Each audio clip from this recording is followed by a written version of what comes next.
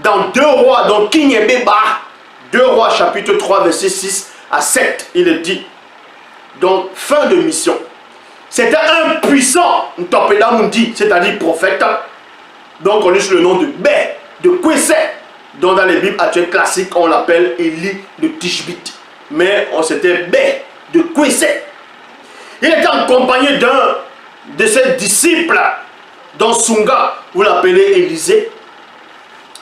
Dans ce moment, à cet instant, à cette période, ce jour, il devait être transporté.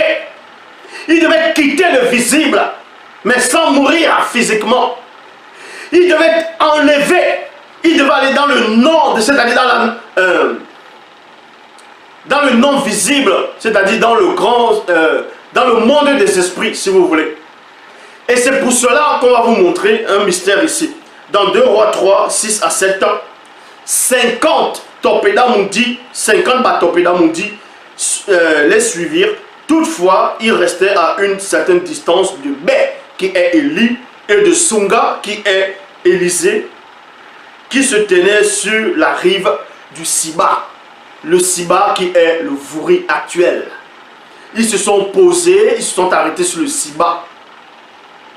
Bé ôta son pagne qui était rempli d'énergie et en frappant l'eau du fleuve, et il eut une onde de choc lumineuse, donc c'est-à-dire électromagnétique. L'eau s'écarta de part et d'autre et ils purent tous deux traverser à pied sec. Donc vous dites ici qu'à une époque reculée, ça se passait à Douala, actuel, à Douala, au niveau du port, c'est-à-dire du pont. Parce que le Vouri n'était pas comme c'est là à une certaine époque. Il y avait de la verdure, il y avait des arbres. Il y avait des arbres sacrés, il y avait de la forêt, il y avait des animaux autour. Il y avait un chemin. Le Vouri a juste été transformé au fur et à mesure. Ceux qui sont nés récemment, vous connaissez le Vouri, vous parlez du pont du Vouri. Avant, il n'y avait pas ce pont-là. Mais il y avait des raccourcis pour traverser. Donc, vous apprenez ici que le Topeda Mundi, et son disciple Sunga, il devait traverser le fleuve, le Siba, c'est-à-dire le Jourdain, qui est le Vouri actuel. Mais pour cela, il a ôté son pagne, il a frappé, et ça s'est ouvert en deux. Ils ont traversé sec. Ils ont traversé. Ça veut dire que même les Batopeda Mundi connaissaient que cet endroit était mystérieux. Donc il a frappé parce qu'il y a l'entité des eaux qui contrôle. Et l'entité des eaux dans la langue originelle qui est le Douala ancien, c'est Mundi Mamadi Baïbaïdi. C'est-à-dire l'entité des eaux primitives.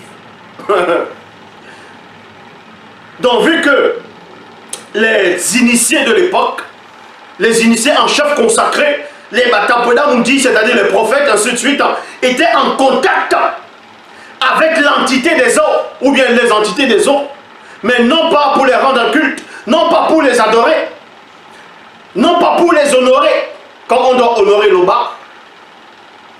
Ils étaient en contact avec ces entités-là dans plusieurs coins, que ce soit parce qu'il y a beaucoup de fleuves et de lacs au Cameroun qui sont là depuis. Donc on ne va pas raconter toute l'histoire de tous les fleuves et tous les coins mystérieux au Cameroun où il y a la source du pouvoir. Les Chinois actuellement, ils vont en Afrique, au Cameroun, ils sont en train de chercher ces endroits-là. Et on vous fait croire que non, c'est juste de l'or, c'est juste cultiver ça là qu'ils cherchent. Non, c'est plus que ça. C'est plus que ça. Même le Vatican le sait. C'est pour ça qu'ils sont en train de remplir les églises catholiques un peu partout, un peu partout, un peu partout. Parce qu'ils sont en train de chercher, fouiller. Je suis le seul ici à connaître tous les endroits où les entités se manifestent quand ils viennent à Wassé. Donc ici, il a frappé. C'est pour ça qu'on vous dit ici qu'il a ôté son pagne rempli d'énergie. Il a frappé le fleuve du Jourdain, c'est-à-dire le Siba, qui est le Vouri actuel. Ça s'est ouvert. Ils ont franchi, ils ont marché, marché, marché. Ils sont passés de l'autre côté.